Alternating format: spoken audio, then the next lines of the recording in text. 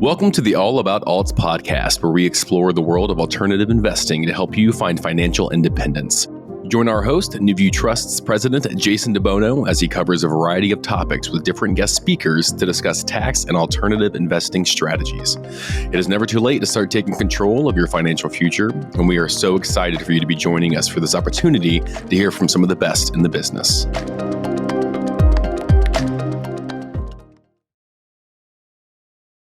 Hey, everybody. Welcome back to the All About Alts podcast. I am your host, Jason DeBono. I am joined today with the Mad Scientist of Multifamily. Many of you guys know him, probably seen him speak or heard him on other podcasts. Mr. Neal Bawa, how are you, sir? Great to be on with you, Jason. I'm very looking forward to an interesting, invigorating discussion. Yeah, it's going to be fun today. You know, we talk a lot about assets and asset classes, but I love that you're a self-proclaimed, data nerd and you love digging into the numbers. I think we tend to maybe overlook some of those, or we tend to kind of just scratch the surface on a couple numbers and let those numbers start to tell the story. So I'm pumped to kind of dig in and really understand what these numbers are telling us, and not just what you can read in in most reports, but really digging into some of the more unique type data. So more to come on there. When you're not crunching numbers and figuring out all the equations for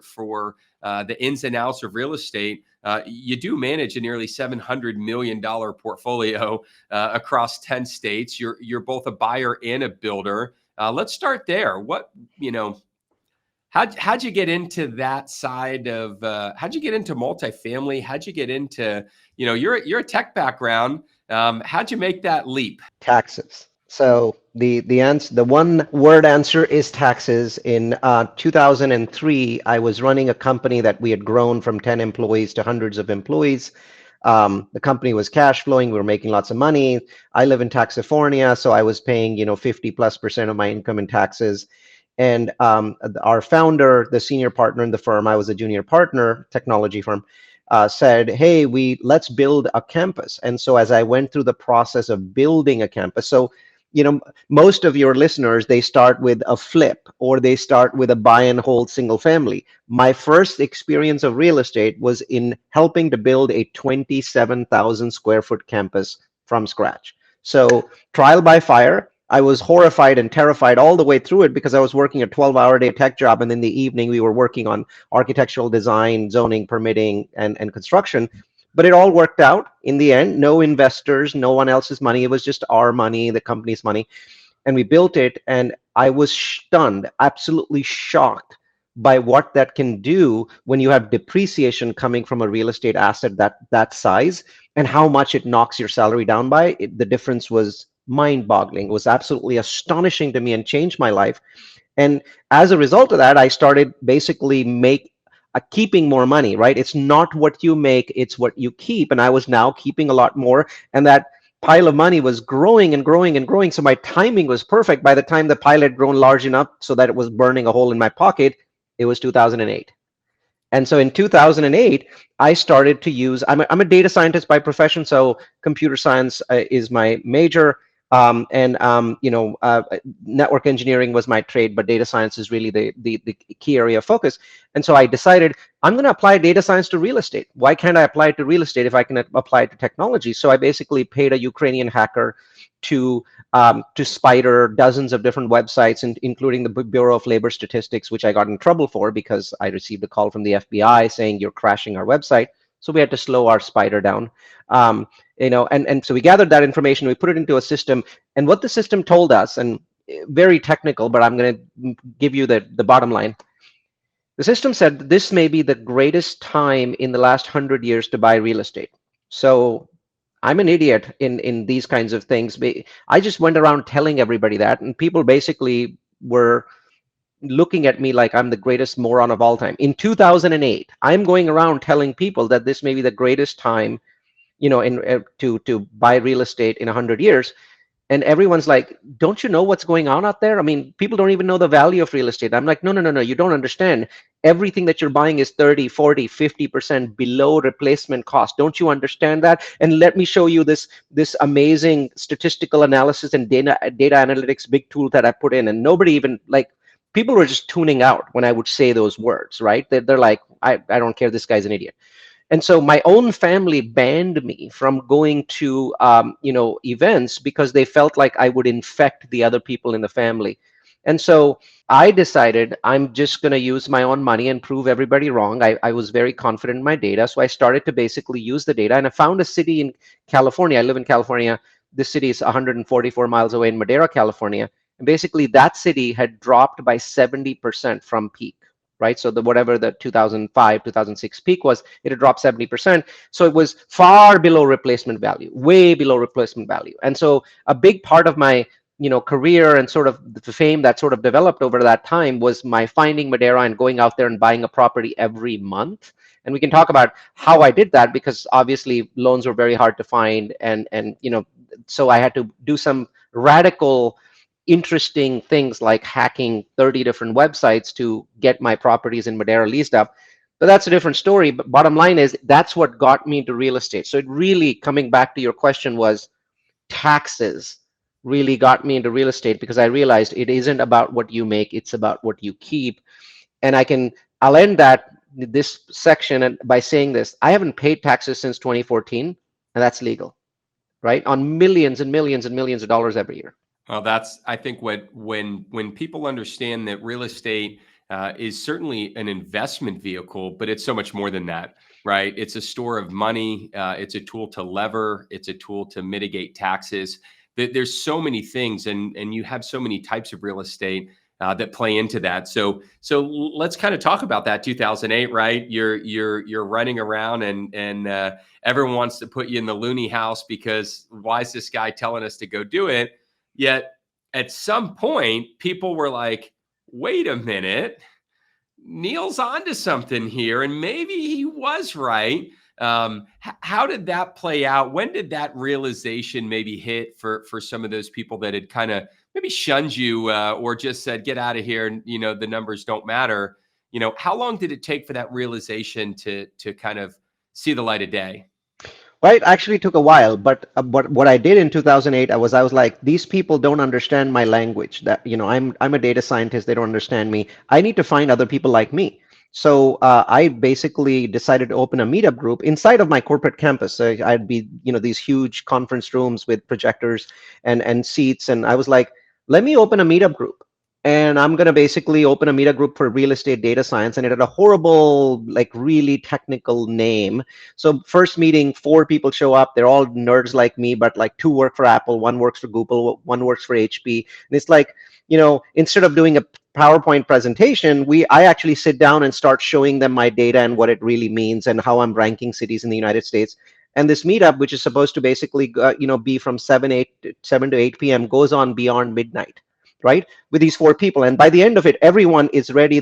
Everyone's making huge amounts of money, but we're also paying huge amounts of taxes. So everyone's like, let's go do this. So I'm like, okay, well, let's, jump in our car. We go to Madera, California. We discover that the properties are 50% below replacement value.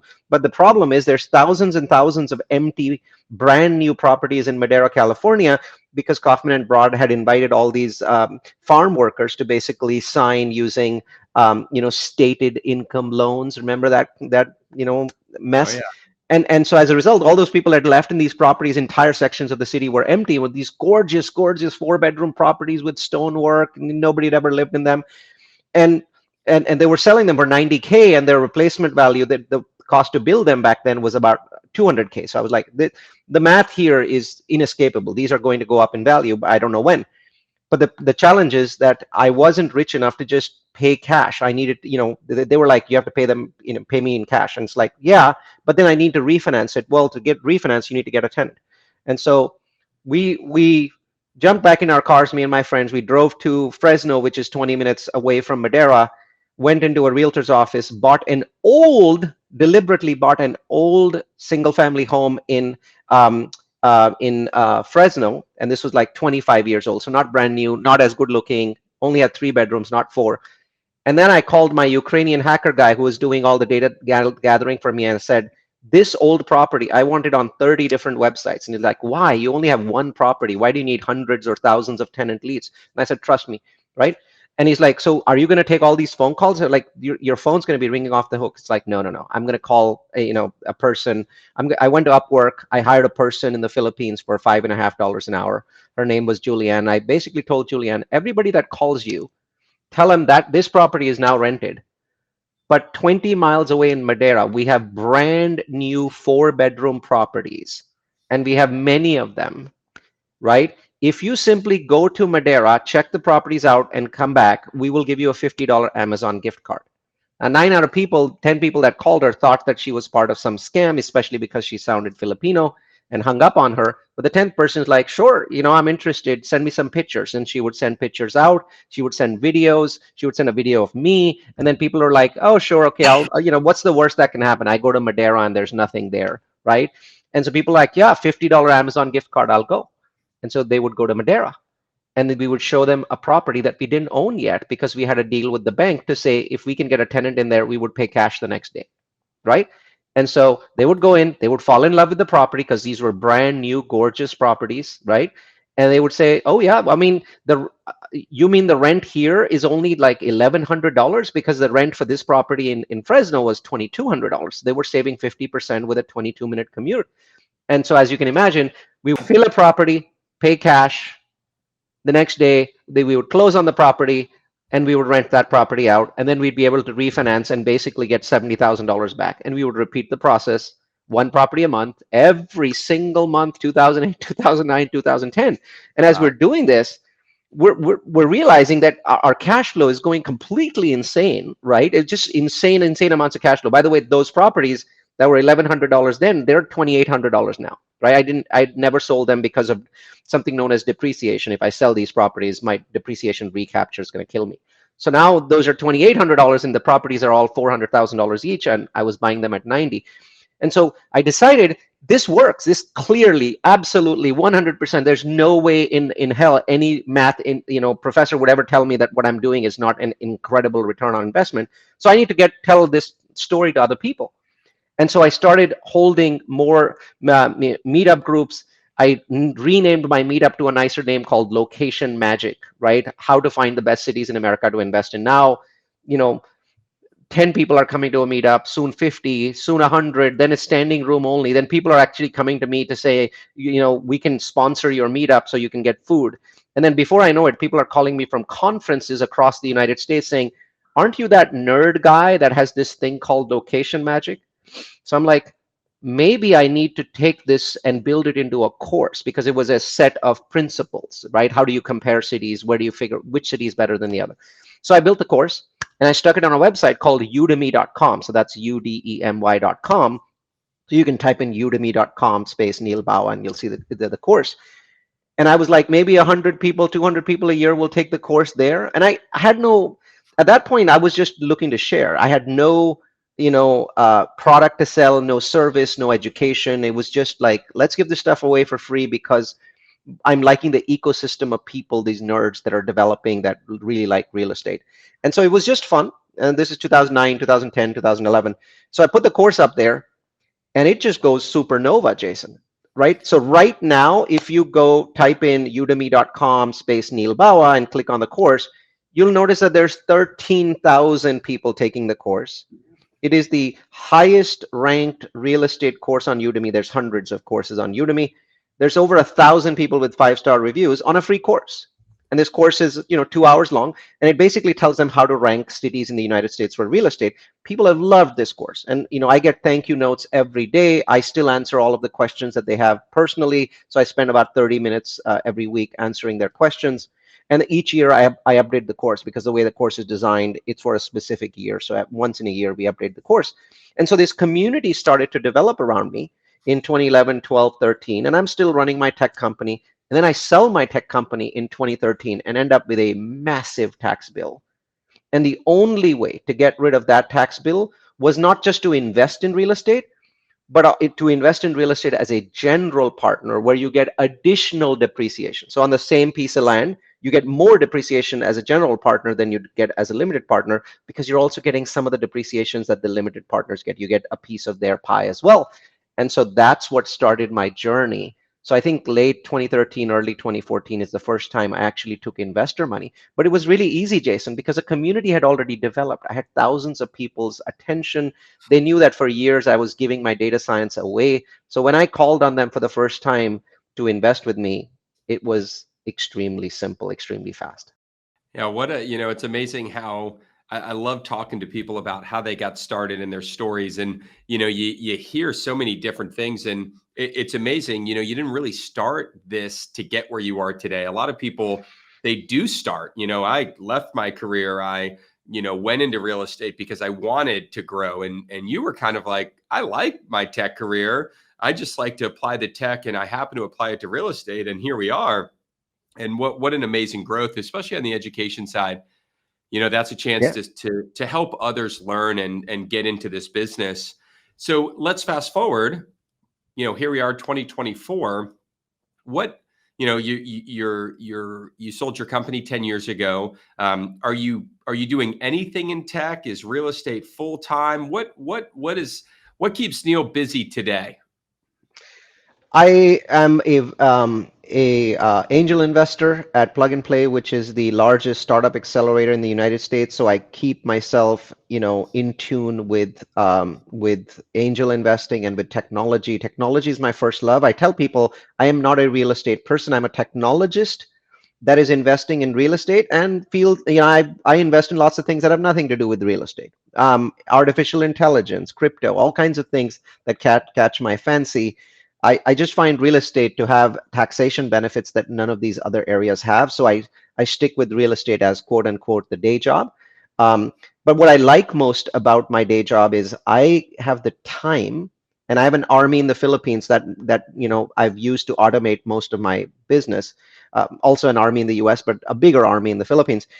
And that gives me time. And I use that time to publish a great deal of real estate data. My rule has always been never sell this data, never offer a subscription, always give it away completely for free. Don't ask for anything back. And some small percentage of that community will at some point in the future join you for your projects whenever you need money for your projects. And it's worked brilliantly. We've had about 50,000 people in our community. 1,000 of those have become investors with us, have given us money. The remaining 49,000 are just using the data, and I get thank you emails, and that's what I get out of it. And so that idea, that concept of being like a Wikipedia of real estate information, that's germinated in 2009. It's really developed over time into this website called Multifamily University, or multifamilyu.com. And if you go in there, you'll see dozens and dozens of interesting data science courses. We've got all kinds of stuff, and not just on real estate. We've got the standard courses on student housing, built to rent, multifamily, all the other kinds of asset classes in real estate. But then we've also got interesting stuff on impact of climate change on real estate, impact of artificial intelligence on real estate.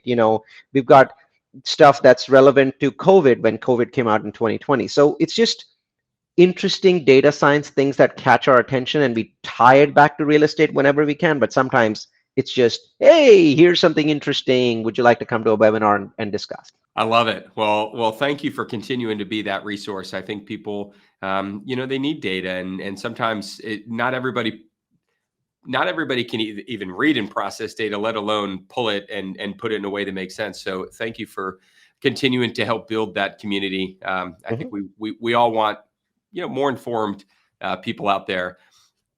I want to talk about the data, and I want to dig into that. And we're gonna do that right after our quirky questions. We're gonna throw you on the hot seat here, Neal, and see what's behind one of our envelopes here. So Amy is coming around with them. I think we're gonna go the top one today. Thank you, Amy. As always, if you have quirky questions you guys want to continue to submit, send them to allaboutAlts@newviewtrust.com. All right, Neal, you're on the hot seat. Are you ready? I am ready. All right. Theme park or a water park? Always water park. The kids love it. Theme parks get old. Water parks never do, even for adults. Okay. As a Florida guy, and I think maybe there's some truth to that, being on the California side as well. You have better weather, I think, most of the year than we do. That water's critical in the summertime. We're here in Central Florida, and it amazes me how many people say, "Oh, I'm bringing my, kids to Disney in July." And I'm thinking, in July, take them out of school for a couple of days and bring them in February. It's half the price and it's comfortable. You don't want to wait in line for 2 hours in 98-degree weather. Well, But also because theme parks are now over $100 per ticket. Water parks are usually under $50. yeah, well, you haven't been to a theme park in Florida in a while. They're approaching $200 a day. It's yeah, I don't know how. I mean, we live here and it's unaffordable. I don't know how you pack up a family of four and put them on an airplane and Yeah. hotels and yeah, it's unbelievable. But they'll keep driving prices up until people stop showing up. All right, if you could live in any home from a sitcom or TV show, what home are you living in? That's super interesting. What was that show? I can't remember the name of the show. It's been a while. I don't know. I don't have any particular home that I've liked in the sitcoms. Um, they're all kind of very standard in design. So I will simply say I'll pick one from a movie instead from a sitcom. I liked Tony Stark's penthouse in the Avengers with the big A. I'd love to live there. Yeah, I think anyone at Tony Stark's properties probably meet that criteria because not only are they gorgeously set up and in cool locations, but can you imagine the way these things are outfitted? No, Yeah, I they're like incredible. that. I do like that. All right. If you had to be a candle scent, what candle scent are you going to be? That's an interesting one. Is it okay to pick fruits? Strawberry. Yeah. You can get a candle that smells like anything today. So I think you're Yeah, you're pretty yeah. open-ended here, Neil. Strawberry. I like the fact that there's a fruitiness to the scent. I like fruity scents. Okay, strawberry it is. You, my friend, are I off like it. the hot seat. So Yeah. Woo. always fun. Never quite know what you're going to get, both in question and answer form. So thank you to those that continue to submit questions. We always appreciate it. As much as I love the show itself, it's always gives me good joy to open that envelope and read those out. So thank you, Neil, for hopping on the hot seat. Let's get back to the data, right? I mean, we talk about data and it is amazing because there's data so much to so many people, right? And data is absolutely critical in decision making. But you're pulling data, I think probably I don't know if it's unconventional, but I think for most real estate investors, there's 3 4 5 points of data tops, right? And you're kind of saying, hey, let's get to 10 or 20 or 30 or 50 or 100 points of data. What's the data telling you? I know you kind of look at it year by year. We're in Q2 of 2024, at least at the time of recording. What's the data telling you, Neil? What are you seeing, and what's been maybe kind of the bits or pieces of data that have just jumped off the page at you in the last few months? Well, the most shocking pieces of data, the ones that I think are the most important, right? Data is always important, but my core belief is some pieces of data are much more important than others. So I'm going to give you those pieces of information. So in 2013, more than 50% of Americans could afford the median home. 2013, so reasonable, right? Half of America could afford a median home. And that number sort of slowly declined, but it was still at 45% the day before COVID hit. 45% of Americans could still afford a single family home. Today, that number is at 15%. Wow.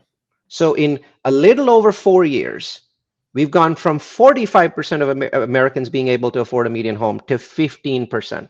Basically, what this means is 1/7 of the families in America can afford a median home, 6/7 cannot. So the first thing that tells me is the last 4 years have been remarkably different. So, and I'll talk about what that means for investors. What does that mean for the country? But first, let's dig a little bit deeper into why we've gone from 45% to 15% in just 4 years. The first reason is home prices are up 44%. So in 4 years, home prices have gone up 44%. They really spiked in 21 and 22. And then since then, they've slowed down. But despite the fact that interest rates are more than double today, compared to a little over 2 years ago, despite that, home prices have not declined. Most people would think, yeah, with interest rates being, in the 7.5% range for a 30-year fixed, you'd think that home prices would go down. No. Nationwide home prices in the last 12 months have increased by 6%. And even in super expensive metros where like the place I live, San Francisco Bay Area, they've increased by 4%. So you'd think that San Francisco, people are paying $2 million at 7.5%. That should crash the market. 4%. Maybe not 6, but 4%. So home prices are going up. So the first reason for the lack of affordability is 44% increase in home prices, right? But the worst part is not the home prices. It's the mortgage rates, right? So interest rates were around 3.5% 2.5 years ago, and now they're at 7.5%. Now, what does that mean really? Well, when you buy a home, the first thing you need to look at is your mortgage payment. So wouldn't it be nice to compare the mortgage payment one day before COVID with today's mortgage payment? Wouldn't that give you a true sense of the picture? Well, mortgage payments in the United States have increased by 111% in 4 years. Wow. So if a home costs $3,000 the day before, monthly payment was $3,000, today that monthly payment is around $6,700, right? That is a mind-blowing statistic, because when I compare it with the other most important statistic, how much have salaries gone up in the United States? Well, the answer is salaries in the United States have gone up 19.7%. So in 4 years, so roughly 5% a year in the last 4 years, right? Which is fairly normal. They've actually been going up faster than normal because of inflation being high. So Americans got 20% more in salaries, but their mortgage is up 111%. Mm-hmm. And home prices are not declining, even though, interest rates are, all-time highs, because of the lock-in effect. Perfect example. I have a big mortgage at 1.75% fixed, and my mortgage is roughly $5,000 a month, including taxes and insurance. If I were to sell my home and buy it back for $1 more the next day, my $5,000 payment becomes $20,000 a month. So I'm locked in. I can't go anywhere. I can't sell. Well, more than 25 million American families are locked in at interest rates below 4%.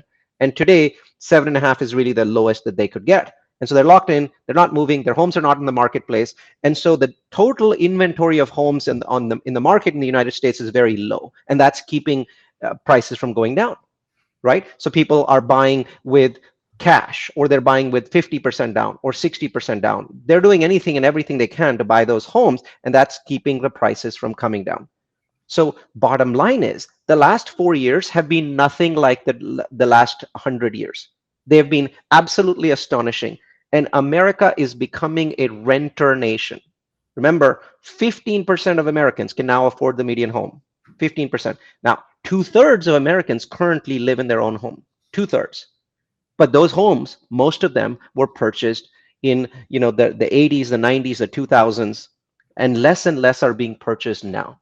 So we are becoming a renter nation, and I don't think that is going to change in any meaningful way unless we get ridiculous salary increases. Now, I don't expect that gap between the 111% increase in mortgage and the 20% increase, I think that will come down as rates come down.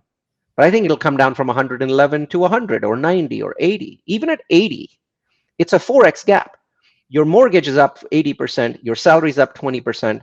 It's still a massive problem. And that is the biggest, most important number in real estate. And we can talk about what that means for investors and for the country. But I wanted to get those numbers out there so people can understand just how shockingly unaffordable America has become. Well, you bring up a point, and I live in real estate. Every day I work in this business. I see real estate. I'm an investor in real estate. And it's a prime example of how, sometimes we read data and we let it tell the story, when in reality, Neal, you just pointed out data that tells a different story than what I thought. The home prices being up 44%, right? Everybody that touches real estate knows that. And while we know that mortgage rates are up, and while we know, I've never compared that to the actual mortgage rate of that home then versus today. And it's way worse than I thought it was. A 44% increase in real estate in a short window of time does render a lot of homes unaffordable. But when you realize that it's not 44%, it's actually over 100% in terms of payments. I mean, you're talking about doubling the cost of homeownership, and you haven't even More than factored doubling. in certain states like Florida where you've got massive insurance problems. And Huge. you Florida know insurance went up 51% in the last 12 months. 51%, right? yeah. Yeah, well, my insurance on my house when I moved in 2021 was $1,400. I just got my renewal, honest to God truth, from $1,400 to, this is 21 to April of 2024, it's $9,800. Now, compare that from a payment standpoint. Now, thankfully, I'm on the other side of the interest rate. But if somebody were to buy my house today, they're going to see that 100% increase in cost. And my insurance went from $100 a month to $800 a Yeah, month. So you've got another 7x in just cost on the insurance side of it. So let's talk about that, right? So we've created, not we, I mean the market, right? I guess it's a we, has created this unaffordability, and this word came up a lot in 2005 and 4 and even 6 and 7, right? It's unaffordable, and so there was all these initiatives. Well, for a lot of people, we become a renter community, right? So people go onto the rental side. Yet, if we look at multifamily, right? Multifamily is facing some challenges of its own at a yeah, time when the single family market is actually pushing people to be renters. You would think this would be like skyrocketing the rental income on a multifamily dwelling, yet we've seen prices come down. that's right.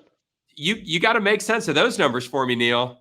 Sure. I think it's really straightforward. So when you buy a single family home, the vast majority are still non-investor related purchases, people buying a home to live in.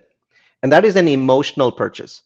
If you're buying a home for $1 million and the home next to you, which is the same identical size, just sold for $1 million, your home's worth $1 million.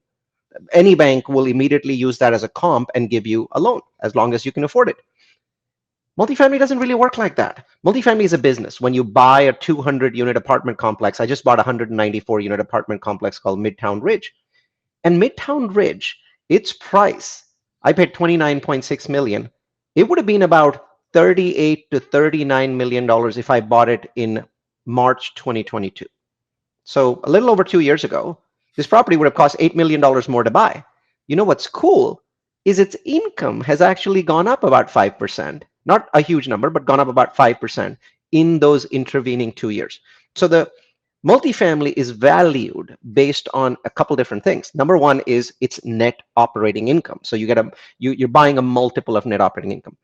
But the other thing that happens with multifamily is whenever interest rates go up, and as you can imagine, interest rates have doubled, right? So let's just use doubling as a good number, right? So we had some properties at 3%. Now those properties are at 6.5%, right?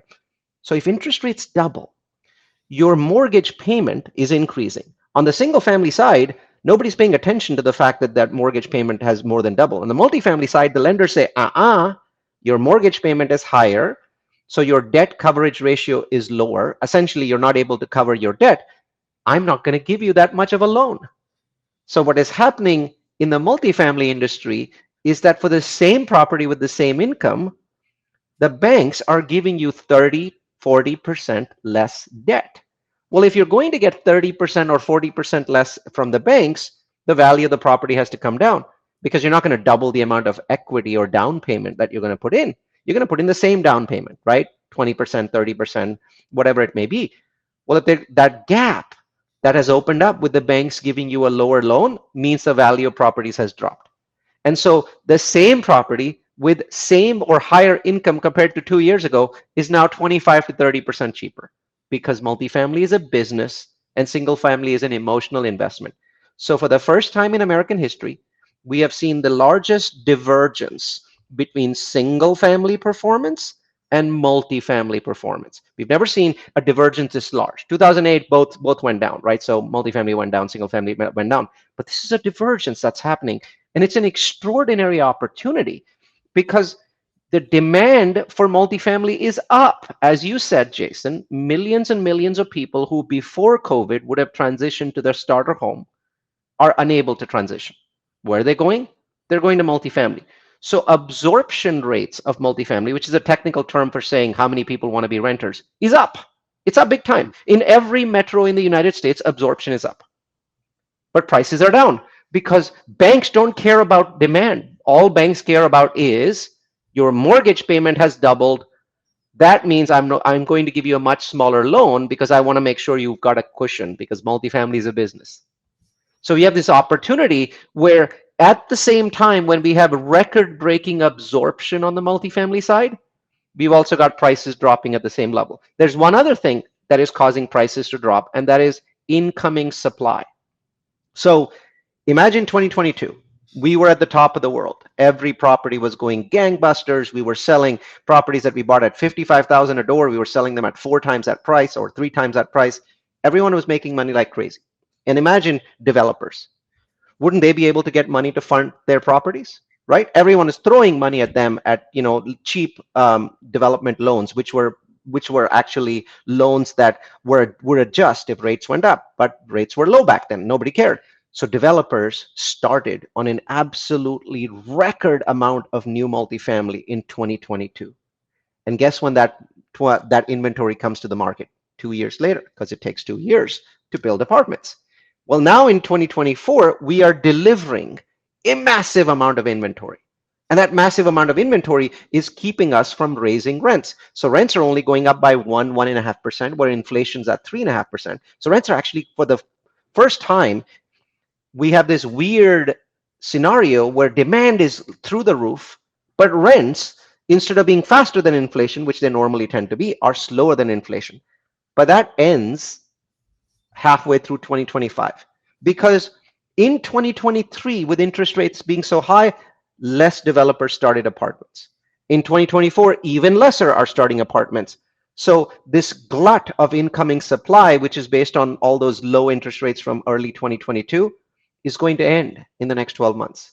And the moment that glut ends, we're going to raise rents by 5, 6, 7%. In our world, if you raise rents by 3%, you can double investor money if you buy a good property in about 6 years. If you raise rents by 6%, you can double investor money in 3 years. So we're looking forward to this opportunity. Right now, we're just suffering and taking a beating from that incoming supply. We're not able to raise our rent, so we're tightly managing our property. Most people in multifamily are not distributing cash flow to investors this year. We're saying, hey, hang on, let's wait until next year. But this is the same opportunity that I saw in 2008, right? You have a divergence, increase, a massive multi-million family increase in absorption, and at the same time, a decline in prices by 25%. So today, I am telling people, most of my investors are bearish because of what happened in multifamily in the last 18 months. And I'm telling them, you're looking at the past to make future decisions. That's a terrible way to make decisions. Look at the math, understand the opportunity. And by the time you get comfortable, this opportunity will be gone. Because by the end of next year, when that supply glut ends, we raise our rents, multifamily prices will go straight back up to where they were. That 25% decline is going to vanish. And so I'm very excited to be in the multifamily space right now. I'm not bullish about single family at this point of time.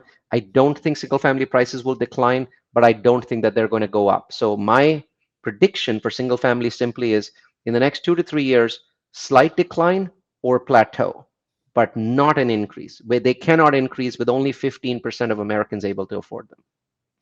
Yeah, well, there's just so many different scenarios. One that comes into play, and at the time of recording, the Fed is meeting, and so we'll get some more clarity soon. But maybe for context, right? And you can correct these numbers if I've got them slightly off, but the market started to turn on the interest rate side, and once they flatlined, and there was, I'll say the Wall Street bettors were betting on 6 rate decreases in 2024.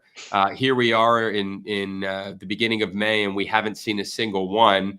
It sounds like higher for longer is kind of the new norm. That bet has gone from 6 to 2, rate increases, where it's almost even money split between whether we'll have an increase or a decrease first, right? So we've kind of backpedaled, right? We've backpedaled all the way from the progress I think that was made around interest rates in January and February, and then, like I said, here we are in May. So let's turn and let's put your Fed hat on, Neal. And to be honest, you may be looking at more data than they are, and I probably, after hearing you talk, maybe trust the way you look at data a little more than they do. But what says you? What do you see in the market? Understanding that you're not the Fed, and Lord only knows what they will do. But what a 180! Are we going to go full circle, or are we going to pump the brakes? Are we going to see increases before the end of the year?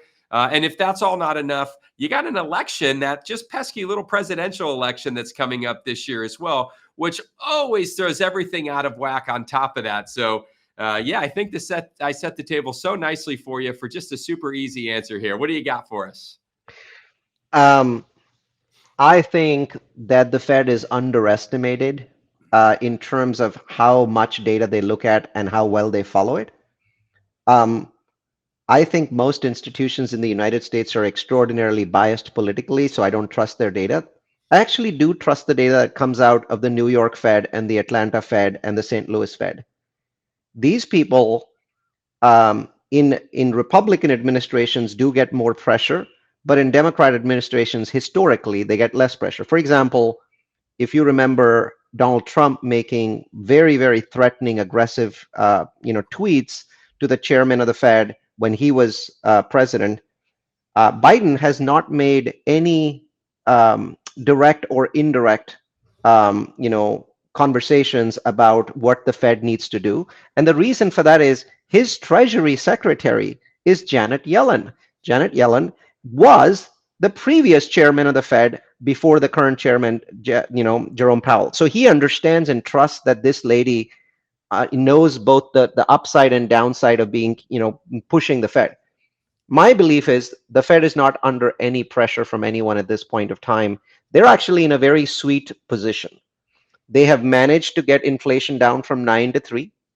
They've continued, they've obviously raised interest rates to shocking, heights, and they continue to take liquidity out of the market. Most people don't understand the Fed does two things, not one. One, they raise or increase or decrease interest rates. But there's a second, and that is quantitative tightening or easing. So the Fed had a balance sheet of $9 trillion, and each month they remove $90 billion of liquidity from the marketplace. Google this. With the exception of last year when the banks were failing, they stopped for a little while. But with the exception of that, they're continuously removing $90 billion every month from the liquidity in the United States. And that itself is placing pressure on the marketplace. So let me say this, and maybe I'll proven to be wrong. I don't see any reason why the Fed won't cut twice this year. And they may even cut 3 times this year. The Fed is data-driven. Inflation has stayed higher than they anticipated in the last 5 months, especially since January. So January to April, inflation has stayed higher than where they thought it would. And so they're saying, we thought we would cut by May. Now we're not going to cut. We might not even cut in July. We might wait until September. But I think we still get our 2 interest rate cuts because the direction of rate cuts has not changed. The timing has changed, right? So if this is their slope, they're still saying this is our slope. But instead of starting here, we're going to start here. We're going to start later in the process. And that's what the Fed is saying. They're very consistent in their messaging. Also, the economy is clearly weakening. I am seeing, industrial go negative. I am seeing demand fall. So understand this, that when people say, well, the Fed has to raise interest rates more, I know that you don't understand this. Imagine this is my chest, right? Every time the Fed raises interest rates by 100 basis points, they're placing a 10-pound weight on my chest, okay? Every time they raise it. So now they've raised rates by 550 basis points, which means that 10, 10, 10, 10, 10, 50, and 5. There's a 55-pound weight on my chest right now. And that doesn't even include what they're doing with quantitative tightening, which is even more weight on my chest. So the Fed, just by keeping rates at an extremely high level, is pushing the economy down every single month. They don't need to keep raising. 5.5% is a massive weight on the economy that's slowing things down. So the slowdown is just taking longer. What the Fed is saying, we will just cut when we feel like we've slowed enough. And so bottom line is, I think all that we've managed to do is, instead of starting the cuts in December last year, we're likely to start them in September this year. And that's a 10-month delay. But it's still the same cadence that we're going to need, because all the Fed doesn't want to hurt the economy. They simply want to make sure that inflation slows enough so that they don't have a rebound. They don't want inflation to go to 3 and then pick up again. And so they're like, yeah, we have this big chest on the chest of the big weight on the chest of the economy. We'll just keep the weight on. We'll just keep watching, and sooner or later it will slow inflation down. Because remember this: 3% inflation and 5.5% Fed rates do not jive. That Fed funds rate is too high for the current rate of inflation. It jives with 9%, which is where we were in July 2023, right? So it doesn't jive with 3%. It's still too high a Fed funds rate. And eventually, at some point, I don't know when, it's going to push the economy down and we will get closer to a recession. So I do expect the US economy to slow in the second half of this year. Jobs will go from 300,000 a month to 200,000 a month to 100,000 a month at some point during the year. I don't know when. And that'll give the Fed the room to cut rates. It's just slower to get to their goal, but I don't think the cadence changes. That's a very interesting take, and you know, there's not a lot that you could kind of pick apart in that, you know, logic. I think we're all kind of sitting here wondering where and what.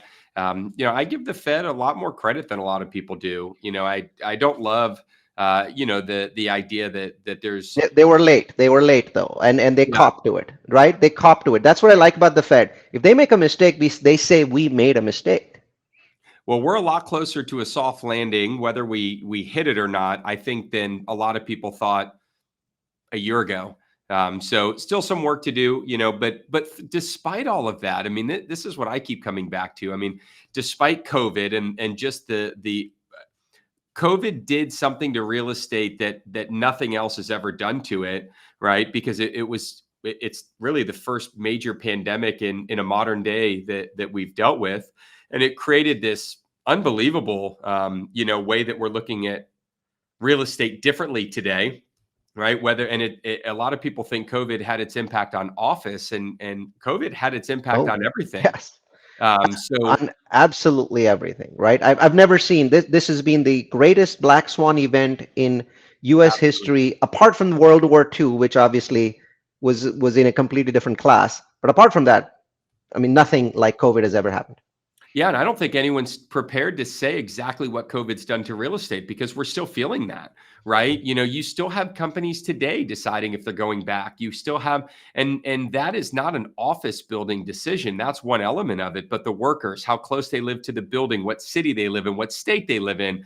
You know, this mass exodus from certain states that historically had a lot of labor and a lot. It's just really been interesting, and I think we haven't even seen what, you know, the teenagers that were in high school through COVID. How does this change their behavior and mindset around the way they view real estate and where they live and where they pick to go to school? So much more to come. And then we get out of that black swan, and we're kind of like, okay, we somehow, this market, this real estate market, this economy survived COVID, right? And then all of a sudden, interest rates go through the roof. The Great Resignation, right? You've got all these things, and you've got inflation, and then here we are. And while we've seen some areas that have seen some downward pressure, to your point on multifamily, it's downward pressure more on rates than it is on supply demand, which is the normal valuator. So I guess maybe we'll wrap up today with just kind of a what do we do here, Neal? What data are we looking at, and how do we make sense of all this? And then lastly, is the resiliency that real estate and the economy have showed, you know, through all of these last 4 years, which has been certainly some ups and downs. Can it be any more resilient? Is there anything more than it can come up against, or is it going to start seeing some chinks in the armor if things don't get back to kind of equilibrium sooner than later? Well, the piece of data that I want to share with you is this. During COVID, more than 50% of Americans worked from home. That number is now down to the low 20s. Before COVID, it was 8. So 8% of Americans work from home. Now it's 25. Somewhere in the mid-20s. Depends. Republican states are a little lower than that, and Democrat states are a little bit higher, but they're actually pretty close to each other. Here's the most important piece of information.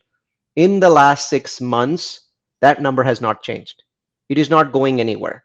It was sloping downwards from its peak in COVID, and then slope, and then it basically flattened out, and it's clearly now the new number. So 8 was the number before COVID. Now it's 25. And that fundamentally changes everything about the US economy, because a quarter of Americans now work from home. And that number isn't changing, isn't reducing, right? We hear every once in a while, Google has called people back. Well, Google had mostly called people back anyway. That, big picture across 333 million Americans, 25% are working from home. And that changes the way that Americans are going to do real estate for the next 50 or 100 years, fundamentally, right? So, for example, for years, my brand was built on me currently predicting secondary markets that people would move to, whether it was Phoenix or Nashville or Provo, Utah. I predicted that people would move out of California. California has had, net outward migration in 5 of the last 5 years. So has New York. And so I predicted those smaller markets, and that's what I do. I rank, 323 markets in the US. Now I'm seeing something very interesting. In those markets that people had moved to, they're now moving to smaller markets. So from Phoenix, people are moving to Tucson and Flagstaff. Yeah, from Nashville, people are moving to Knoxville and Chattanooga. So now I'm seeing, because of work from home, people actually stepping to communities that are 500,000 people and have a higher quality of life, lower real estate prices, lower traffic. And so this move, I think, is the next stage, where instead of looking at the biggest market in a state, you now have to look at the second biggest market. There's more money to be made in Idaho Falls than in Boise, Idaho, right? So this is happening in 30 to 40 different cities in the United States that are attracting people from the major market. People are leaving Atlanta, 6 million people, to go to Greenville, South Carolina, right? And so this is happening everywhere. I mean, markets that are secondaries are still attracting people in from the primaries. New York in particular, losing a lot of people to Florida and also to North Carolina. But now within those markets, we are now seeing people move into smaller markets. And that is where the real opportunity for real estate is. Look at the places that are 500,000 to 1 million people and invest in those places, because they're going to be the growth story of the next 2 decades.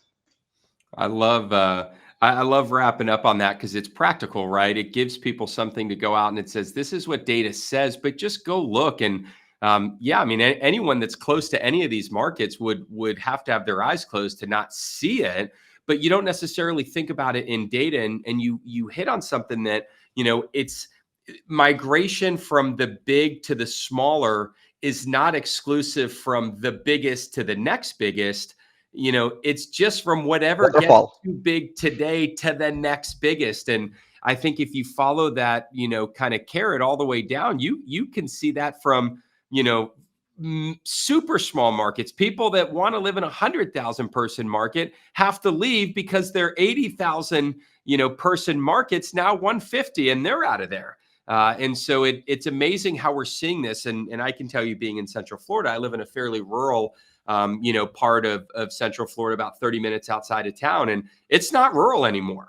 The amount of people, it's the second fastest city in the entire county, because people are willing to go out, and certainly remote work plays such a big factor in that. It's huge.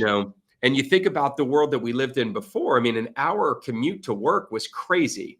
Nobody wanted that unless you had a high paying job and you were, wanted to live in the burbs. But today, if you don't have a commuter, you're only going into the office 1 to 2 days a week. An hour is nothing if you can save 30, 40, 50% on your real estate prices and live, where you want. So wonderful stuff, Neal. Absolutely wonderful. Well, I'm glad your audience got some nuggets. We present all of this data, we gather it, and we present it twice a year, in January and in July, in a very interesting, fun presentation called Real Estate Disruptive Trends.